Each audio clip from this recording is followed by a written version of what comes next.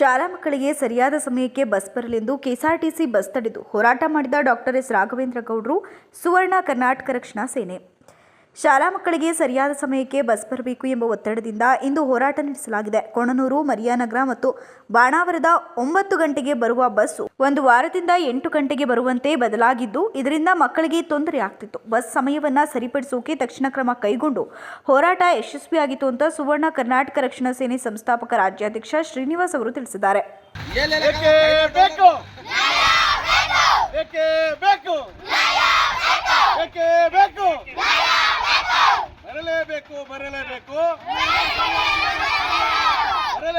ಬರಲೇಬೇಕು. ಅಯ್ಯಯ್ಯೋ ಅಯ್ಯಯ್ಯೋ ಅಯ್ಯಯ್ಯೋ ಅಯ್ಯಯ್ಯೋ. ನಮಸ್ಕಾರ. ಡಾಕ್ಟರ್ ಎಸ್ ರಾಘವೇಂದ್ರ ಗೌಡರು, ರಾಜ್ಯಾಧ್ಯಕ್ಷರು, ಸುವರ್ಣ ಕರ್ನಾಟಕ ರಕ್ಷಣಾ ಸೇನೆ. ನಾವಿಂದು ಹಾಸನ ಜಿಲ್ಲೆ ಅರಕಲಗೂಡು ತಾಲೂಕು ಕೊಣನೂರು ಹೋಬಳಿ ಸಿದ್ದಾಪುರ ಗೇಟು ಬಸ್ ನಿಲ್ದಾಣದ ಬಳಿ ಇದ್ದೀವಿ. ಯಾಕೆ ಹೋರಾಟ ಮಾಡ್ತಾ ಇದ್ದೀವಿ ಅಂದರೆ, ಏನು ನಮ್ಮ ಅರಕಲಗೂಡು ತಾಲೂಕಿನ ರಾಮನಾಥಪುರ ಡಿಪೋ ಮ್ಯಾನೇಜರು ಸುಮಾರು 1 ವಾರದಿಂದ ಮಕ್ಕಳಿಗೆ 9 ಗಂಟೆಗೆ ಬರ್ತಿರುವಂಥ ಬಸ್ಸು 8 ಗಂಟೆಗೆ ಬರ್ತಾ ಇದೆ.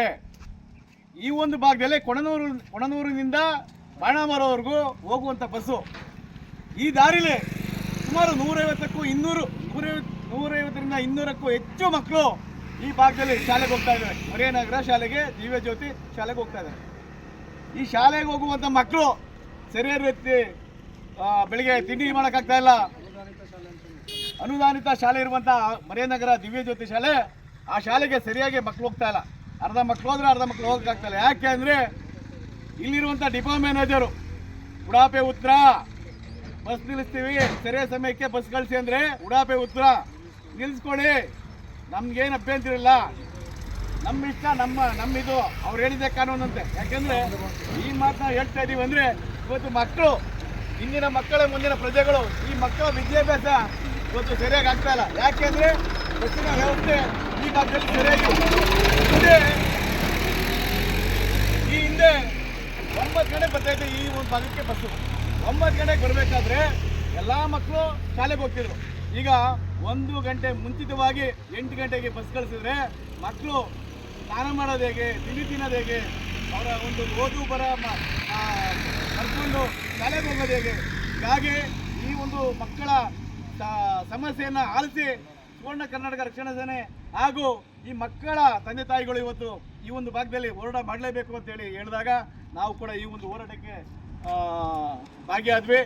ಈ ಒಂದು ವಿಚಾರ ಈ ಒಂದು ಮಾಧ್ಯಮದ ಮುಖಾಂತರ ಡಿಪೋ ಮ್ಯಾನೇಜರ್ಗೆ ಹಾಗೂ ಹಾಸನ DC ಅವ್ರಿಗೆ ಕೂಡ ನಾವು ಈಗಾಗಲೇ ಫೋನ್ ಕರೆ ಮುಖಾಂತರ ಮಾತಾಡಿದ್ವಿ. ಬಸ್ ಕೂಡ ನಿಲ್ಲಿಸಿದ್ವಿ. ಬಸ್ ನಿಲ್ಲಿಸಿರೋದು ಮಕ್ಕಳಿಗೆ. ಈ ಸಂದರ್ಭದಲ್ಲಿ ಸೇನೆ ಸಂಸ್ಥಾಪಕ ರಾಜ್ಯಾಧ್ಯಕ್ಷ ಶ್ರೀನಿವಾಸ್, ಡಾಕ್ಟರ್ ಎಸ್ ರಾಘವೇಂದ್ರ ಗೌಡ್ರು, ವಿಮಲ್ ಕುಮಾರ್, ಜಾವೀದ್ ಪಾಷ್, ವಾಜಿದ್ ಪಾಷಾ, ವಾಶಿಕ್, ಪಾಂಡು, ಪ್ರಸನ್ನ, ನಟ ಲೋಕೇಶ್, ಆನಂದ್, ಹರೀಶ್, ಶಿವಣ್ಣ, ನಂಜೇಗೌಡ, ಸುದರ್ಶನ್, ದರ್ಶನ್, ಅರುಣ, ಮೆಕ್ಯಾನಿಕ್ ರಮೇಶ್, CB ತೋಟ, ಪ್ರಕಾಶ್, ಸುದೀಪ್ ಹಾಗೂ ಶಾಲಾ ಮಕ್ಕಳ ತಂದೆ ತಾಯಿಗಳು ಹಾಜರಿದ್ದರು.